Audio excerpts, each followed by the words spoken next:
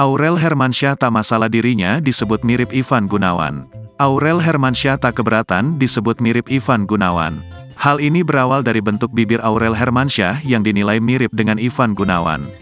Meski dimiripkan dengan Ivan Gunawan, Aurel Hermansyah menyukai penampilannya yang sekarang.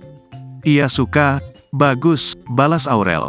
Hal itu terjadi kala Aurel unggah video di akun TikToknya @aurelihermansyahhatta. Lalu Ibu Amenah Hana Nur Atta ini bernyanyi sekaligus berjoget mengiringi musik. Namun warganet justru dibuat salah fokus dengan penampilan fisik Aurel. Tidak sedikit yang menyebut bentuk bibir Aurel mirip dengan artis sekaligus desainer Ivan Gunawan. Lebih dari itu, warganet juga turut membandingkan penampilan Aurel dulu dengan sekarang.